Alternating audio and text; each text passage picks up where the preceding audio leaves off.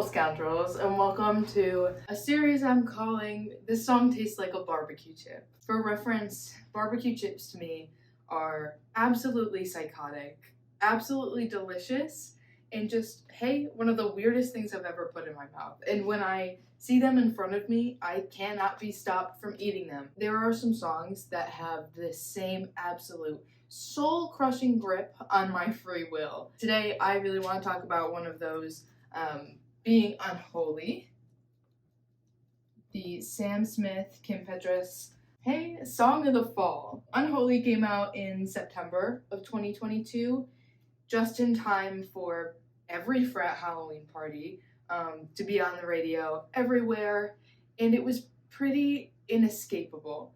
But despite this song being completely inescapable, it was just something that everyone sang along to. I've never heard Unholy come on a playlist or on the radio or on in the car and have it not absolutely capture my attention but everyone else's attention, and everyone always sings along.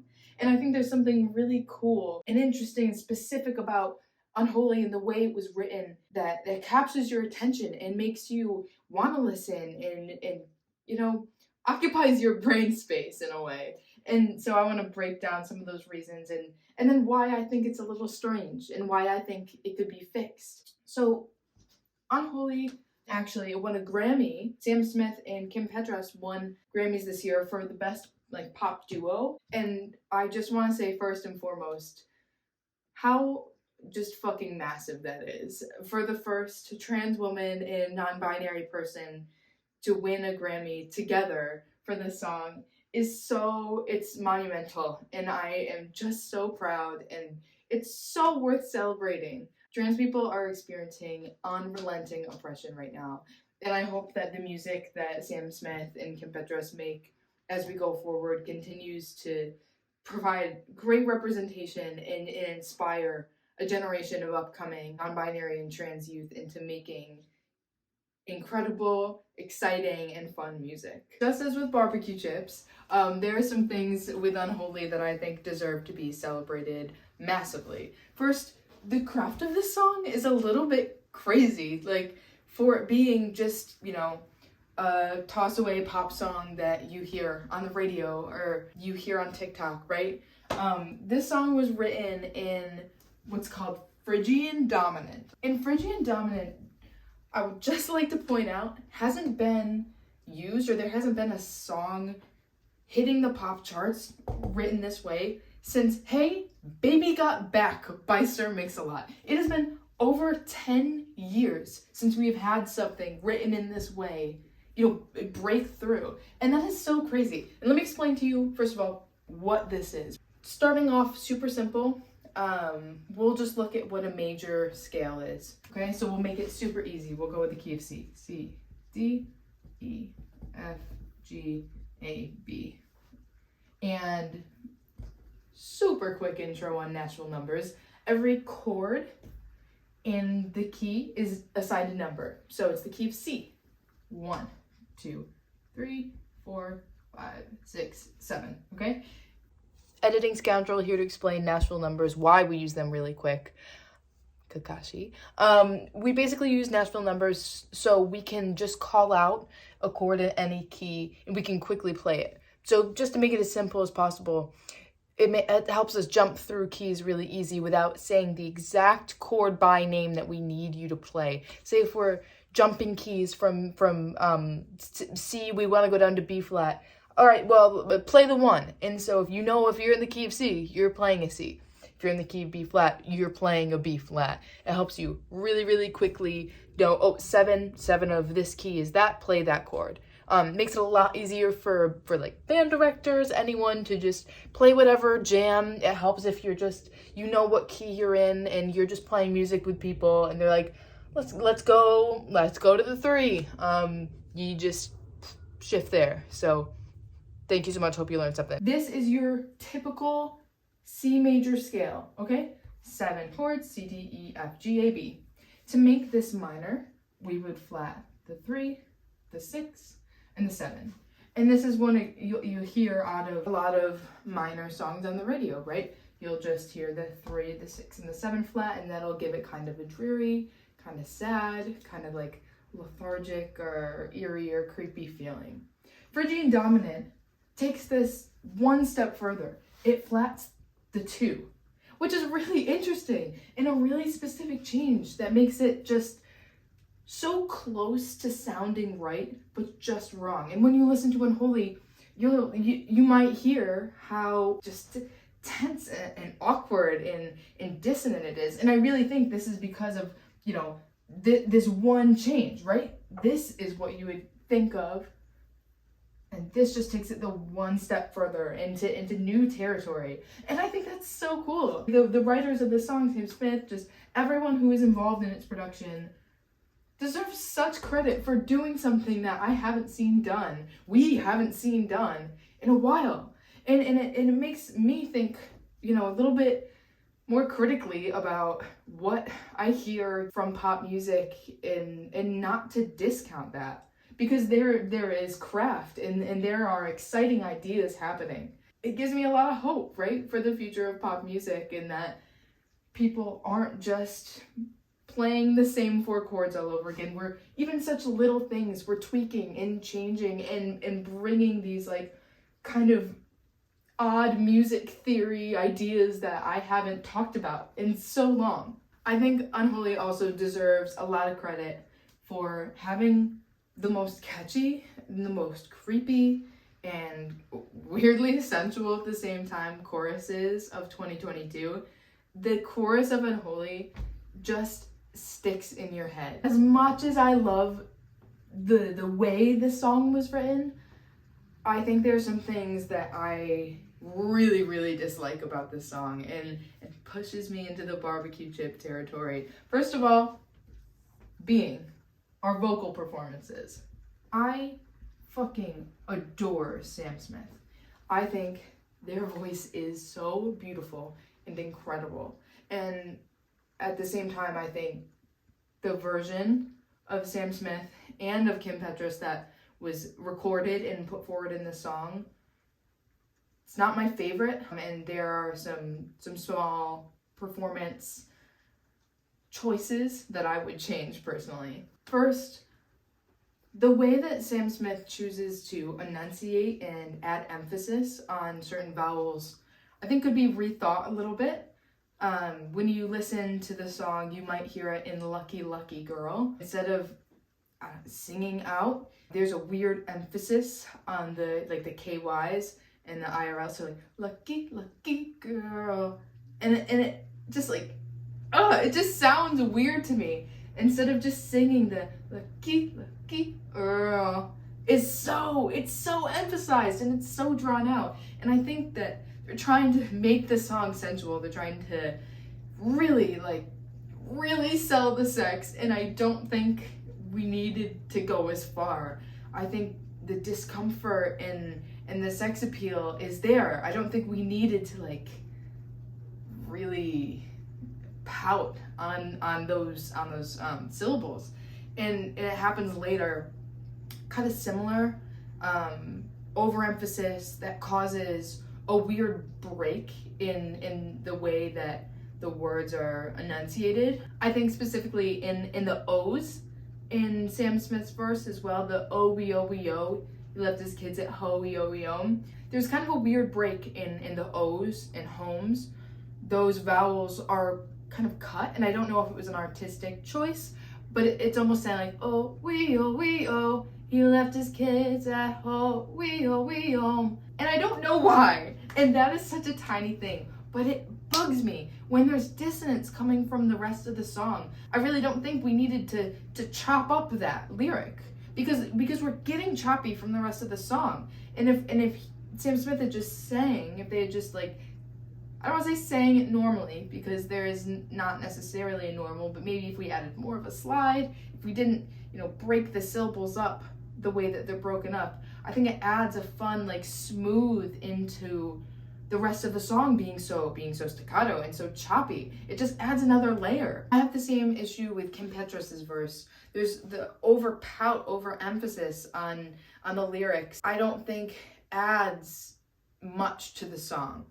I think in some ways it detracts, especially in Kim Petras' verse, because she starts the song so pouty, so emphasized, and then the second half of her verse, it almost sounds like she stands up and starts singing from her stomach and starts belting, and that is beautiful. The second half of Kim Petras' verse sounds incredible, and if maybe she had just chosen, or the people assisting the recording had chosen, Kim, let's give your overemphasis the whole verse, or let's give a good that stood up, singing out, belting out for the whole verse. I think either one of those would have served the song better, because Sam Smith's verse being overemphasized, being pouty, met with a verse that can't decide what it's going to be, just doesn't add much. It's a little bit confusing, and it's such, I could see why it's such a nitpick, but when I hear the daddy, Balenciaga, and then we go in the other half of the verse, she's singing well and singing out. It's so frustrating. It's like, just pick one and just sell me what you're gonna sell me. But you're selling me two different things. And I like one, and I could get on board with the other, but I think this song just lacks so much structure. And that, hey, is my other massive problem. Lack of structure in vocal performances, but the complete lack of narrative to this song. I think there is so much goddamn missed potential with the narrative of this song. Not all songs need a plot. Not all songs need to make sense. But in my opinion, this song, where you're selling us a story about the actions of a man, I want to know, what do the actions mean? What are the consequences for this? And so we start from this third-party narration. Mommy don't know daddy's getting hot at the body shop, doing something unholy. That is someone telling us what's going on, not involved. They are not daddy. They are not mommy. They are not the third person. They're not the other woman. They are above the situation, looking down, telling us what's happening. That's cool. I'm game for that. And then we jump to Sam Smith's verse, which does the same thing. Excellent. We're sticking with it. We're going down the path that makes sense. Sam Smith tells us the events of what's going on. Lucky girl, she got married to a boy like you. She'd kick you out if she ever knew about the shit you told me that you do. Okay? That is telling us, again, not involved. It's telling us what is going on. What is this man doing? Right?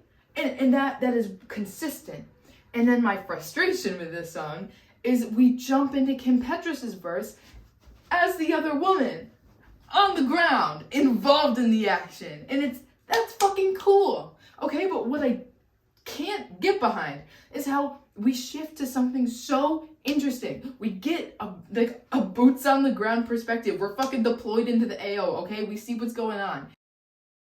And we don't do anything with it. We go back to the mommy don't know daddy's getting hot. Why?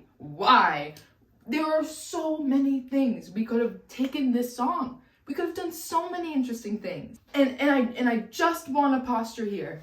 If from Kim Petras' verse, who is the other woman, we could have done from the perspective of the wife. We could have had the two of them singing back at each other, right? Or maybe the other woman finding out, seeing how she finds out, maybe she sings at the man also. So you have the two women in this man's life singing at him. The woman he's cheating with singing at him, and his wife singing at him, and just hearing the consequences and how his actions are affecting both of these women. That's cool. Oh my God. And you know what we could also do? We could have this back and forth between the other woman and then the man singing at her. And this, oh my God, this would be so fucking cool, because if she's singing at him, come and get it when you want it, I'll be there, we could have, the man singing back at her, maybe making those plans, taking the extra step, being like, yes, let's meet here, or you hear from his perspective about the next time that they meet up. And then, oh my God, mommy don't know daddy's getting hot at the body shop doing something unholy, to me, sounds like a string of past behavior. He's getting hot. He's done this.